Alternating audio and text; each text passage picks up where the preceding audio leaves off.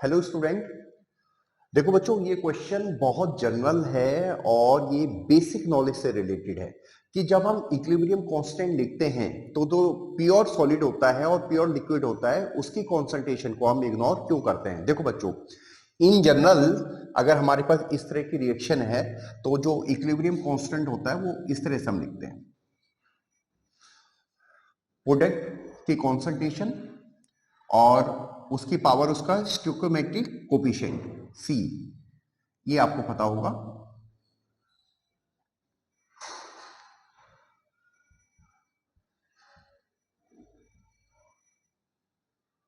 ठीक है, ये इक्विलिब्रियम कांस्टेंट है जहां की A B C D जो ये स्क्वायर ब्रैकेट में ये कॉन्सेंट्रेशन है। ठीक है, तो बच्चों एक चीज बहुत क्लियर होनी चाहिए आपको कि जो राइट हैंड साइड में जो टर्म्स हैं ये सब वेरिएबल है और लेफ्ट हैंड साइड में जो टर्म आ रही है यानी जिसे हम इक्विलिब्रियम कांस्टेंट बोल रहे हैं वो एक कांस्टेंट है। ठीक है, आपको बहुत क्लियर होना चाहिए, राइट हैंड साइड में जो टर्म्स है वो क्या है, वेरिएबल है, और जो लेफ्ट हैंड साइड में जो टर्म है वो क्या है, कांस्टेंट है।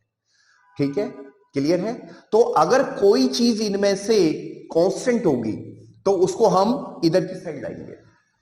ठीक है, क्लियर है। तो अब निकालते हैं प्योर लिक्विड के लिए या सॉलिड के लिए जो कॉन्सेंट्रेशन टर्म है वो क्या आती है, क्या कांस्टेंट आती है। देखो मान लिया देखो जो कॉन्सेंट्रेशन होती है, जो हमारे पास कॉन्सेंट्रेशन होती है,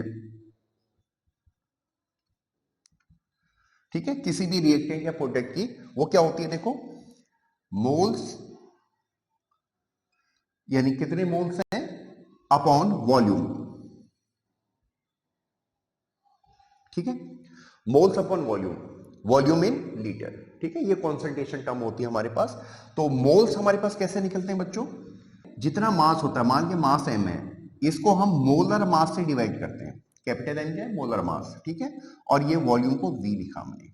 ठीक है, वॉल्यूम के नीचे भी 1 है, तो ये सिंपल मैथमेटिक्स है। तो अब इसी नीचे वाला रिवर्स हो जाएगा, तो ये हो जाएगा m अपॉन कैपिटल M और 1 अपॉन V। अब 1 अपॉन M और m upon V। Mass upon volume क्या होता है, डेंसिटी। डेंसिटी को हम रो से डिनोट करते हैं, तो रो अपॉन m। ठीक है, तो किसी भी मटेरियल के लिए जो या किसी भी सब्सटेंस के लिए जो प्योर है उसकी डेंसिटी कांस्टेंट होगी गिवन टेम्परेचर पे, और उसका मोलर मास भी कांस्टेंट होगा। ठीक है, क्लियर है बच्चों। तो इसलिए इसका मतलब रो अपॉन m क्या हो गया, कांस्टेंट हो गया।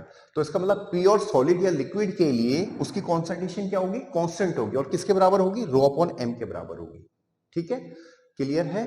तो इसलिए क्योंकि जो कॉन्सेंट्रेशन आती है प्योर लिक्विड की या सॉलिड की वो एक कांस्टेंट आ जाती है, इसलिए जब भी हम इक्विलिब्रियम कांस्टेंट लिखते हैं तो बाय डेफिनेशन हम कांस्टेंट वाली चीजों को नहीं लिखते हैं।